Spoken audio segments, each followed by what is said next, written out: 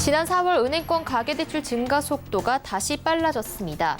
올 들어 3월까지 1, 2조 원 수준이었던 월 증가액이 4월 3조 원을 훌쩍 넘어섰습니다. 서울 강동 지역 전셋값이 4개월 동안 1억 2천만 원이나 빠졌습니다. 오는 2011년까지 강동구와 하남 지역에 대규모 입주가 예정돼 있어 역전세난과 집값 하락에 대한 우려가 나옵니다. 투자를 배우면서 목돈 마련을 할 수 있는 어린이 펀드가 높은 수익률을 보이고 있습니다. 다가올 어린이날 자녀들에게 줄 선물로 어린이 펀드를 고려해보는 것도 좋을 것 같습니다. 롯데그룹이 매물로 내놓은 롯데카드와 롯데손해보험 모두 각각 다른 사모펀드에서 인수하게 됐습니다. 하나금융과 우리금융 등도 인수전에 참여했지만 밀려나게 됐습니다. 센 뉴스 플러스 잠시 후 뵙겠습니다.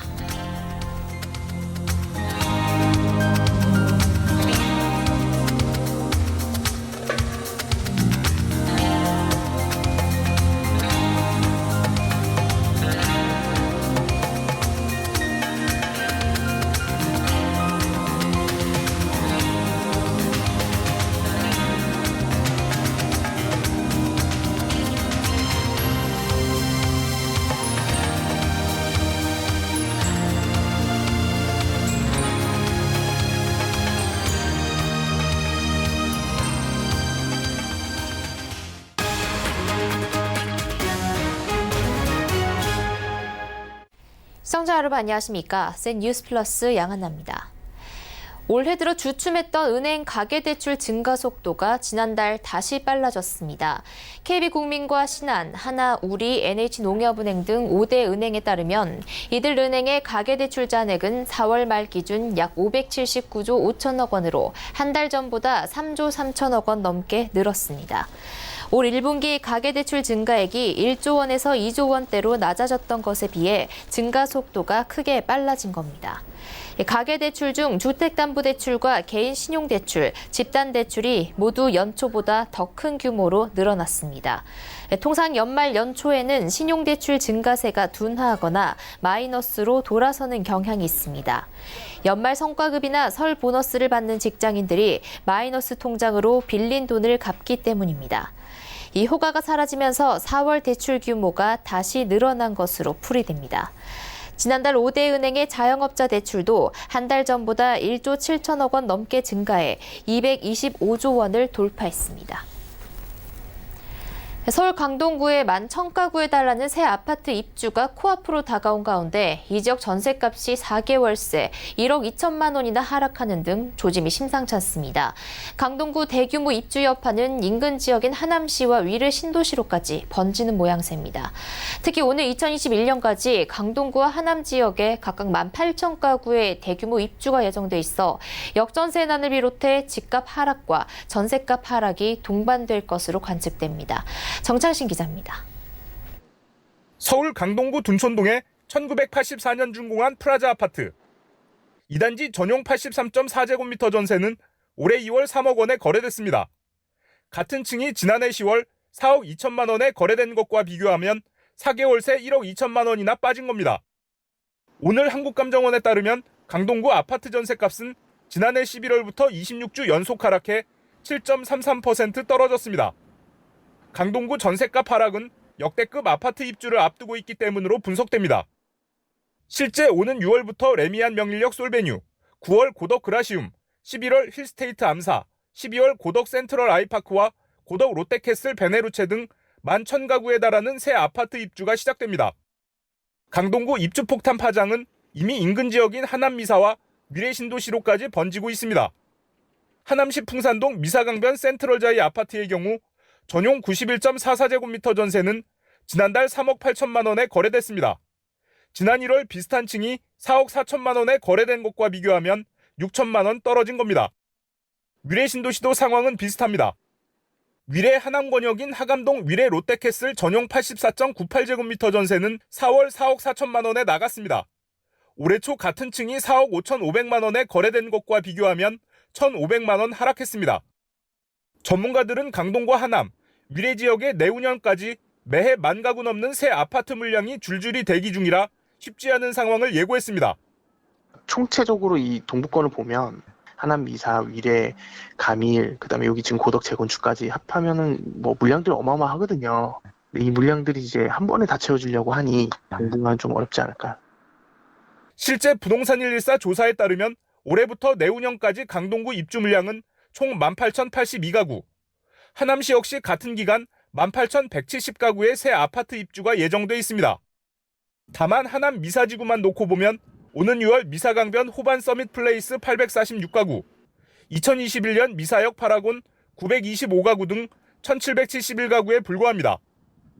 인근 위례 지역도 올해부터 내후년까지 3,395가구가 입주할 예정입니다. 서울경제TV 정창신입니다. 서울 아파트 값이 24주 연속 내렸지만 내린 폭은 줄어든 것으로 나타났습니다. 부동산 114에 따르면 이번 주 서울 아파트 값은 전주보다 0.01% 내리는데 그쳤습니다. 이는 6개월 만에 가장 적은 하락률입니다. 송파구 잠실 주공 5단지 등 강남권 주요 아파트 값이 오름세로 돌아선 것이 이번 낙폭 축소에 영향을 줬다는 분석입니다. 다만 부동산 114 관계자는 서울 아파트 거래량이 역대 최저 수준임을 고려하면 부동산 시장이 본격 회복세에 들어섰다고 보긴 어렵다고 말했습니다. 서울 아파트 전셋값도 전주보다 0.02% 하락하며 내림폭이 줄었습니다. SK이노베이션이 미국에서 자신들을 상대로 소송을 건 LG화학에 대해 법적 검토를 예고하며 강경 대응에 나섰습니다. SK이노베이션은 LG화학이 제기한 인력 빼가기 등의 의혹과 관련해 SK이노베이션을 깎아내리는 행위를 멈추지 않으면 법적 조치 등을 포함한 모든 수단을 강구해서 강력하고 엄중하게 대응해 나갈 것이라고 밝혔습니다.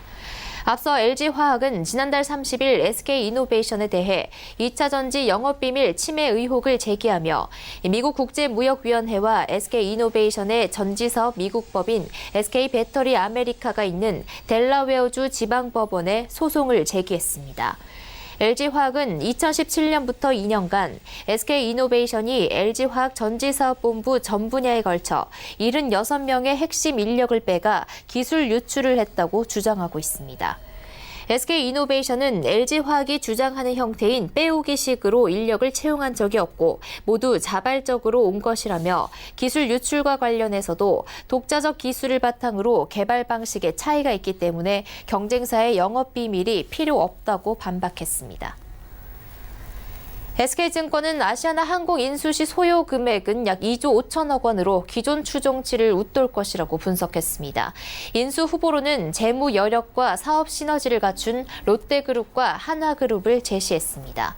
유승우 연구원은 M&A와 인수합병 비용은 통상 기업 가치가 감가상각비 등 차감점 영업이익인 에비타의 몇 배 수준인지를 따져 구하게 된다며 현재 아시아나항공은 5배 수준이라고 말했습니다. 이어 여기에 경영권 프리미엄을 포함해 6, 7배 수준에서 인수가 이뤄진다고 가정하면 금호산업이 보유한 아시아나항공의 지분 인수 대금만 1조 2,700억 원에서 1조 9,400억 원에 이르게 된다며 회사 부채 비율을 현재 631%에서 400% 수준까지 낮추기 위해서는 추가로 9,183억 원이 더 필요하다고 설명했습니다. 그는 이에 따라 아시아나항공의 인수를 위해 필요한 자금은 2조 5,256억 원으로 기존 추정치인 2조 원을 웃돌 것으로 예상된다고 말했습니다. 또 아시아나항공의 2대 주주인 금호석유화학이 보유한 지분도 함께 구주 매각 대상이 되면 금액은 더 올라갈 수 있다고 덧붙였습니다. 다만 롯데그룹은 그룹 내 일본계 지분 탓에 국적 항공사 인수 시 부정적 여론이 우려된다는 점, 한화그룹은 인수 시 재무적으로 활용할 수 있는 카드가 한화케미칼밖에 없다는 점을 부담 요인으로 꼽았습니다. 이틀 뒤면 다가올 어린이날 자녀들에게 줄 용돈이나 선물을 미리 고민하시는 분들 계실 텐데요. 자녀를 어린이 펀드에 가입시켜주는 것도 좋은 선물이 될 것 같습니다. 직접 투자도 배우고 종잣돈도 모을 수 있는 어린이 펀드가 수익률까지 좋다는 분석이 나옵니다. 이소영 기자입니다. 경제교육과 종잣돈 마련이라는 두 마리 토끼를 잡을 수 있는 어린이 펀드가 주목받고 있습니다. 어린이 펀드는 자녀의 학자금이나 결혼자금 마련 등을 목표로 가입하는 상품입니다. 지난달 30일 기준 국내에서 운용 중인 설정액 10억 원 이상 어린이 펀드는 23개로 설정액은 총 6,421억 원에 달합니다. 펀드 가입은 연령 제한이 없어 어린아이부터 성인까지 모두 가입이 가능합니다.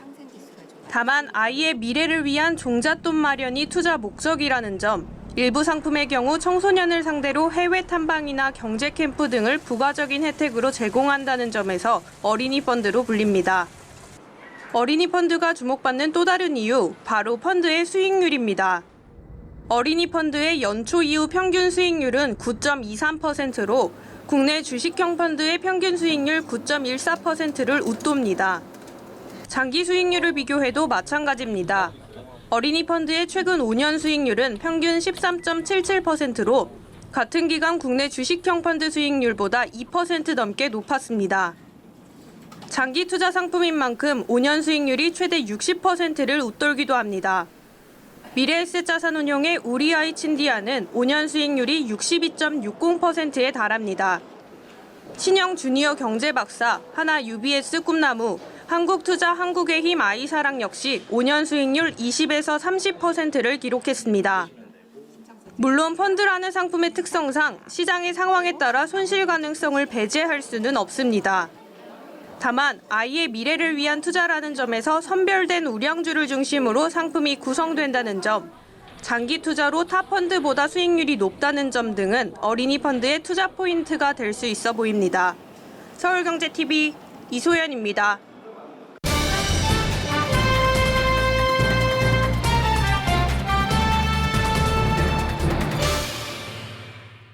롯데그룹이 매물로 내놓은 롯데카드와 롯데손해보험의 매각 우선 협상 대상자로 각각 한행컴퍼니와 JKL 파트너스가 선정됐습니다. 특히 롯데카드 입찰 경쟁엔 우리은행과 손을 잡은 MBK 파트너스와 하나금융지주가 뛰어들어 카드 업계는 물론 금융지주 간 순위 변동에도 관심이 쏠렸는데요. 결과는 하나금융도 우리금융도 아닌 사모펀드 한행컴퍼니였습니다. 금융팀 정훈규 기자와 자세한 이야기 나눠보겠습니다. 안녕하세요. 네, 안녕하세요. 정 기자, 이번 롯데그룹 금융계열사 매각에서 특히 롯데카드가 관심이 많이 쏠렸는데요. 네. 의외의 결과가 나왔다고요? 네, 당초 롯데카드 본입 차례는 하나금융지주와 MBK 파트너스 또 한엔컴퍼니 세 곳이 참여했습니다. 가장 강력한 인수 후보로 꼽혔던 한화그룹이 막판에 빠지면서 하나금융지주가 무난히 인수할 것으로 여겨졌었는데요. 그런데 이후에 MBK가 우리은행과 컨소시엄을 구성한 것이 알려지면서 하나금융과 우리금융 간 양자 대결 구도가 형성됐습니다. 그런데 막상 뚜껑을 열고 보니 결과는 가장 가능성이 적은 것으로 여겨졌던 한엔컴퍼니였습니다. 네, 그런데 이 금융지주들은 기존의 카드 사업 노하우도 있고 자금력도 막강할 텐데 어떻게 사모펀드에 밀리게 됐습니까? 네, 우선 가격에서 차이가 났습니다. 롯데카드 매각 예상 가격은 1조 5천억 원 정도로 추정이 됐었는데요. 두 금융지주가 1조 원에서 1조 5천억 원의 금액을 써낸 반면에 한엔컴퍼니는 1조 8천억 원을 적어낸 것으로 알려졌습니다. 지금 말씀드린 가격은 지분 100% 금액을 기준으로 한 것인데요. 한엔컴퍼니는 지분 80%를 1조 4천억 원에 인수하고 나머지 20%는 롯데그룹에 남기기로 했습니다. 네, 가격 경쟁력이 있었고요. 또 다른 이유는 없었습니까? 네, 좀 전에 지분 20%는 롯데그룹에 남는다고 말씀드렸는데요. 롯데그룹은 이에 대해서 소수 지분 투자자로 남아 롯데카드와 롯데그룹 유통계열사 간 다양한 제휴관계를 유지해 나갈 예정이라고 설명했습니다. 경영권을 넘긴 이후에 롯데카드와 롯데그룹 간의 협력 관계를 고려했다는 것인데요. 일반 지주회사가 금융계열사를 소유할 수 없는 금산 분리 때문에 롯데카드를 매각하지만 유통이 주력인 롯데그룹은 카드 사업이 유용한 측면이 있습니다. 그런데 이미 카드사를 거느리고 있는 금융지주에 넘기면 롯데카드가 완전히 흡수되면서 전혀 다른 회사가 될 수 있다는 점을 우려한 것으로 보입니다. 네, 그런데 하나금융과 우리금융은 비금융 부문 강화를 위해서 이 롯데카드 롯데카드 인수를 노렸을 것 같은데 아쉬움이 크겠습니다. 네, 정부의 카드 수수료 인하 정책 등으로 카드업 전망은 최근 좋지 않은 상황입니다. 그럼에도 불구하고 하나금융과 우리금융이 롯데카드에 눈독을 들인 이유는 M&A를 통한 덩치 경쟁에서 더 이상 밀릴 수 없기 때문인데요. 현재 금융지주 1위 자리는 신한과 KB금융이 다투고 있습니다.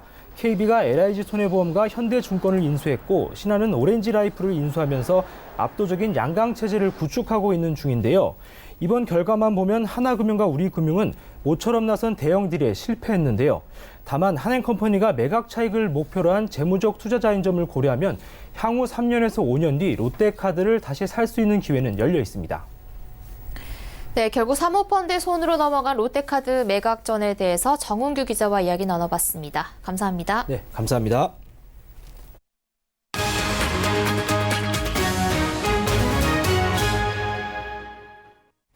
예년보다 빠르게 초여름 더위가 찾아오고 있습니다. 피부 관리에 더욱더 신경 쓰게 되는 계절인데요. 여름철이면 자외선과 무더위에 피부가 손상되고 축 늘어져 탄력을 잃기가 쉽습니다. 다가오는 여름 내 피부를 지켜줄 키워드는 무엇인지 코엑스에서 열린 뷰티 박람회를 통해 업계 트렌드를 김혜영 기자가 알아봤습니다. 다가오는 여름 뷰티업계 화두는 단연 기능성입니다. 피부가 지치고 손상되기 쉬운 계절인 만큼 업계에서는 다양한 기능성 제품 출시에 분주합니다. 우선 스킨 앰플 등 기초 제품들은 줄기세포를 전면에 내세웠습니다. 줄기세포는 피부 장벽 강화는 물론이고 색소 침착 개선 등 피부 재생 효과에 도움을 줍니다.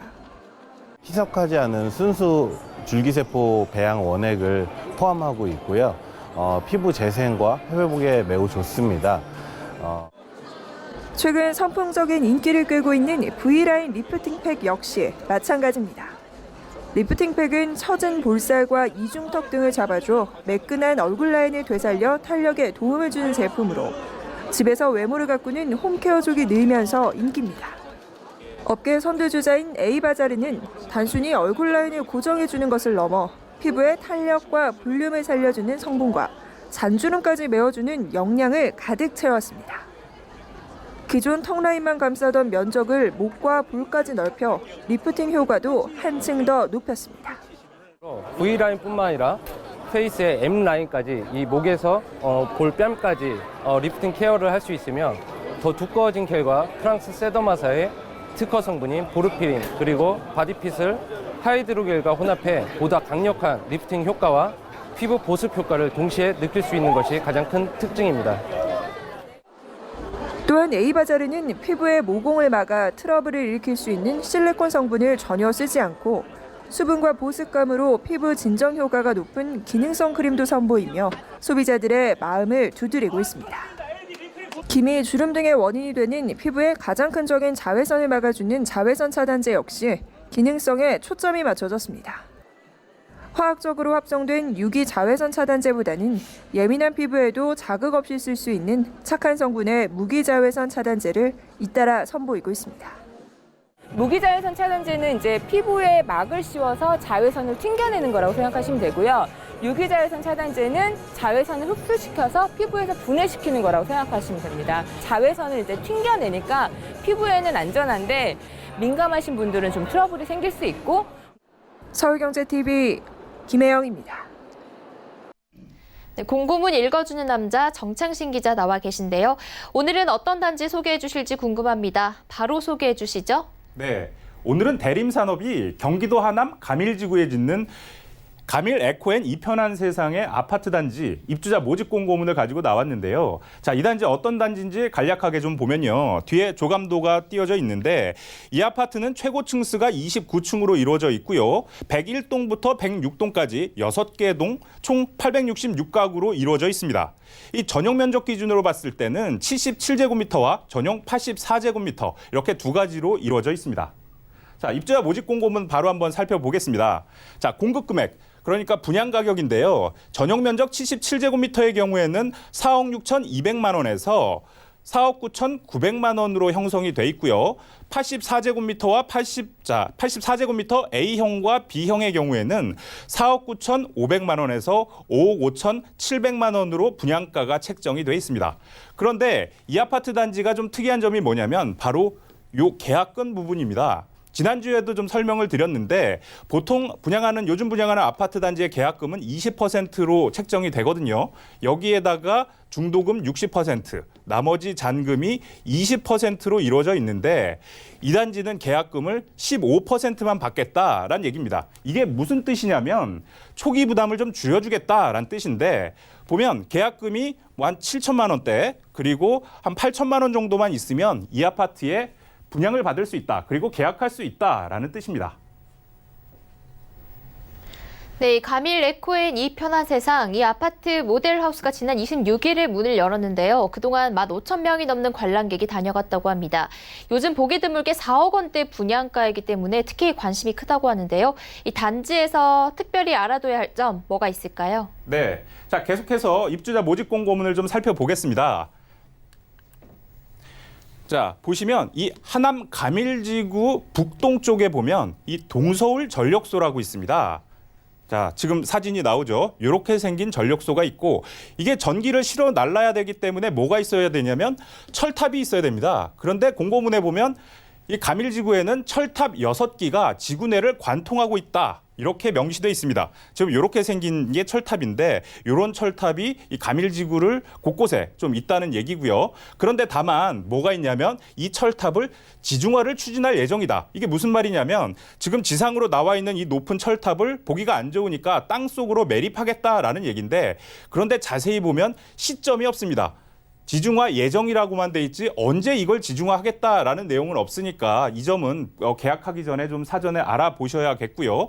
또 여기에 뭐가 있냐면 자 가밀지구 경계로부터 북동쪽 2.7km 내에 군부대 하남 비행장 지금 여기에 가로로 헬리콥터라고 돼 있는데 헬리콥터 비행장이 있다는 얘기거든요.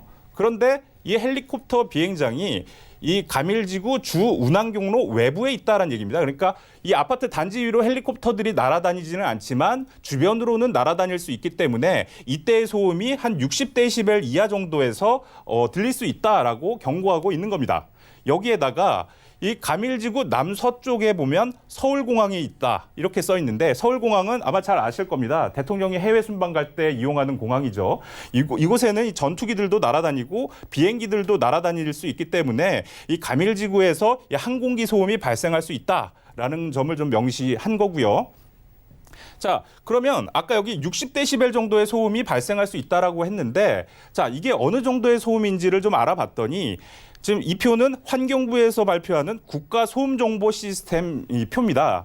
자, 여기 보면 60데시벨 기준이 나와 있는데 이 조용한 승용차 혹은 보통의 회화, 그러니까 보통 대화하는 수준의 목소리가 한 60데시벨 정도 된다라고 명시를 한 거거든요. 그러면 이 소음은 인체에 어떤 영향을 미치느냐? 자, 60데시벨이면 아까도 말했듯이 보통의 대화 소리 아니면 백화점 내의 소음, 웅성웅성대는 소리가 한 60데시벨 정도 되는데 이런 60데시벨의 소음에 꾸준히 노출됐을 때는 수면 장애의 시작이다. 그러니까 꾸준히 이 정도 60데시벨의 소음에 노출이 되면 잠을 잘 못 잘 수 있다라고 환경부에서 분석을 한 겁니다. 다만 사람마다 다르게 나타날 수 있으니 이건 좀 주의하셔야겠습니다. 네, 이런 점들은 건설사에서 먼저 알려주지 않는 정보들이겠네요. 이 계약은 오늘 6월 10일부터 3일간 하니까요. 계약하시기 전에 꼼꼼히 체크해 두시면 좋겠습니다. 또 어떤 점들 눈여겨봐야 할까요? 네. 지금 제 뒤로 보이는 게 이 단지의 배치도입니다. 그런데 보면 이 단지의 북쪽과 동쪽, 북동쪽에 이렇게 분묘시설이라고 표시가 돼 있는데 이게 뭐냐면 일반적인 묘지를 말하는데요. 얼핏 봐도 한 5개에서 6기 정도의 묘지가 지금 보이거든요. 더 많을 수도 있는 건데 이 분묘시설과 가장 가까운 동이 바로 105동입니다. 그래서 이 105동 일부 세대에서는 마루에 앉았을 때 묘지뷰가 될 수도 있는 그런 상황이 될 수도 있으니까 주의하셔라라는 점이 공고문에 좀 명시가 돼 있고요. 또 이어서 좀 보시면 자, 102동 최상층에 조망이 가능한 카페가 들어선다고 돼 있습니다. 그러니까 내가 102동의 꼭대기층을 분양을 받았는데 우리 집 위로 카페가 들어서서 밤에 이용객들이 막 이용을 하다 보면 소음이 발생할 수가 있다라는 점을 명시하고 있는 겁니다. 또 104동과 105동 저층에는 주민 공동시설이 위치한다라고 명시돼 있거든요. 104동과 105동 저층에 분양을 받는 분들은 이용자들 때문에 이 소음이 발생하거나 조망권 침해를 또 받을 수가 있으니까 주의하셔라라는 점이 또 이렇게 명시가 돼 있는 거고 자, 이 단지는 아까 하남 가밀지구 B9블록에 들어선다고 말씀을 드렸는데 이 단지 바로 옆에 있는 B8블록에도 아파트가 계획이 돼 있거든요. 그러면 이 아파트와 아파트 사이에 조경석이나 옹벽이 생길 수 있다라는 점이 명시돼 있습니다. 이게 무슨 말이냐면 이 아파트와 아파트 사이에 이 옹벽이 벽이 생기면 일조권이나 그러니까 저층일수록 일조권이나 조망권이 좀 제한될 수 있다라는 설명이 있는 것이고요. 그다음에 106동 지하 이 동에는 지하에 기계실 또 펌프실이 설치가 돼서 장비가 가동될 때는 세대 내로 소음이나 진동이 전달될 수도 있다라는 점을 좀 명시하고 있고요. 103동 지하에도 우수 저류조, 그러니까 빗물을 받아두는 장치가 설치가 되는 건데 장비가 가동될 때 마찬가지로 소음이나 진동이 좀 들어올 수 있는 거고 또 105동 지하에도 이 기계실이 설치가 됩니다. 이런 점들 좀 알아두셔야겠습니다. 그리고 좀 마지막에 있어서 잘 안 보이는데 이 101동과 103동 옥상층에는 이 경관을 위한 조명이 설치된다 이렇게 명시가 돼 있거든요. 그러니까 101동과 103동 제일 꼭대기층에 분양받은 사람들은 밤에 이 빛공해에 시달릴 수 있다라고 이 빛공해 내용을 명시하고 있습니다. 또 이어서 보시면 이 단지 남쪽에는 방음벽 또는 방음 터널이 계획이 돼 있거든요. 근데 방음벽 같은 경우에는 높이가 9.5m라고 표시가 돼 있습니다. 자, 아까 보신 이 단지 조감도인데요. 자, 바로 여기입니다. 요 부분이 9.5m에 달하는 방음벽이 설치가 되는 부분이고요. 그렇게 된다면 이 102동, 103동, 104동 지금 요 단지들인데 요 단지들 저층 옹벽이 9.5m 높이면 한 1층에서부터 3층이나 4층 정도의 높이거든요. 그러니까 101동, 102동, 103동, 104동의 이 저층에 입주하는 분들은 이 벽 때문에 방음벽 때문에 우리 바로 앞에 있는 조망이 제한될 수 있다라는 점을 좀 명심해 두셔야겠습니다. 자, 지금까지 입주자 모집 공고문 읽어주는 남자였습니다. 네, 공고문 읽어주는 남자, 오늘은 가밀 에코앤 이 편한 세상에 대해서 알아봤습니다. 정창신 기자, 감사합니다. 네.